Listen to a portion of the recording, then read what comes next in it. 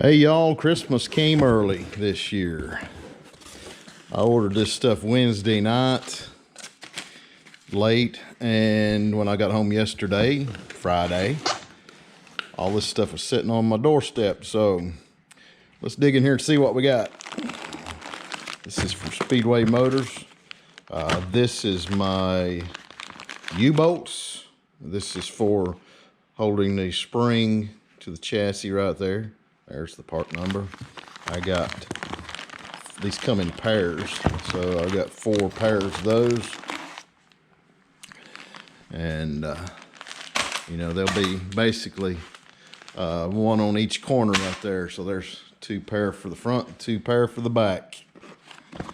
Let's see what we got here.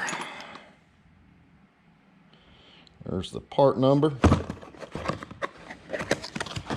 These are shackles for the front and rear springs. Those will go right there. There's a bolt through that eye on the spring, and the front one will bolt to the axle. So there's, looks like, yep, that two sets of those. Again, one for the front, one for the back. There's the back pair. What else we got here? That is a flat top perch bolts. We can tear that open.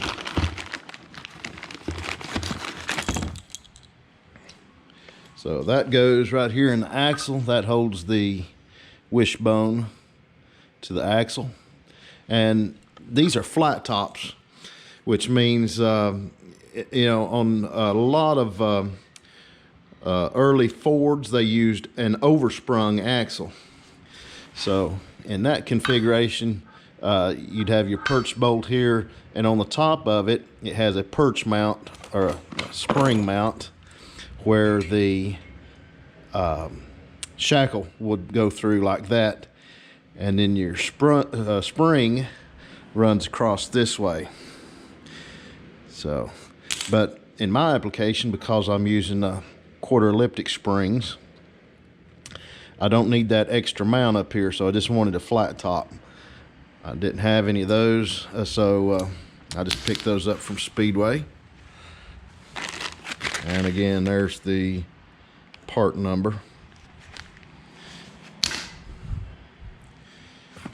Let's see what else we got here.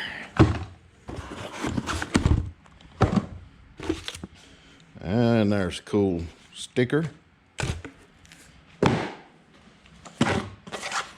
These are from Posey's, was the manufacturer, but I ordered them through Speedway. This is this mounts to your axle, and that's what locates your spring on your axle. So basically, take that off right there. I'll have to drill a hole in this axle. I'll have to drill a hole in that axle, and this spacer sits in there, and you can cut that spacer down to whatever you need. And once you drill your hole in the axle, that'll slide through there, and it gets your shackle out away from the axle right there. So that shackle will go through that eyelet right there. So there's that. That's a really good quality piece. Posey's have been in the business for a long, long time, and they make really good quality stuff. You know, I could set up to build these. It's some things are not worth the time. You know, time is a valuable commodity. It's probably the most valuable commodity on the planet. I didn't have this size tubing here at the shop. You know, I'd have to track that down. I'd have to track the bolts down. You know, that's a really good quality weld. You know, it'd take me a few hours to knock that out. By the time I sourced all the stuff to do it with, and I sat down and to weld it all together. So, you know, these were 64 bucks. It's just not hardly, it just doesn't hardly make sense to do some things yourself. Some things is just easier to order, you know. I could make those shackles. I've made shackles before, and the only thing I bought was the bushing. But you know, it takes a lot of time to do stuff like that. And I've not spent a lot of money here. You know, I've spent less than 200 bucks on buying the steel to build the frame with. I picked up this this axle right here for 25 bucks at a swap meet. I picked up the wishbones. I think I got about 50 bucks in those. You know, the springs were laying in my junk pile. So I'm not, that's zero cash outlay right there. I'll have a little bit of work in cutting them down and drilling the holes and all that stuff. You know, very, very minimal expense on this chassis so far. So I can justify spending a few bucks, you know, on small parts that is not difficult to make, but extremely time consuming. So overall, I've got about 200 bucks in the frame, in buying the steel. I've spent, let's see here, 257 bucks and change at Speedway on parts so far. So, you know, less than 500 bucks, I'm going to have a perimeter chassis with the suspension all mounted up on it. So, you know, if, you know, guys that think that you have to spend a lot of money to build something cool, you don't have to, guys. You can, you know, if you're willing to put some sweat equity into things and do a lot of your own work, you can build something cool for not a whole lot of money. So don't use that as an excuse. Here I've got the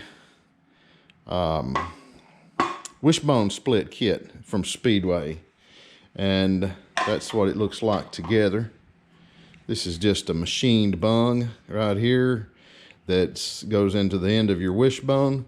Again, you know, I've got machinist friends that could knock that out in a few minutes. But, you know, I didn't spend much money on that. Let me see. That the wishbone split kit's $42.99. You know, that's just not hardly worth the time that it would take to build that. And let me show you.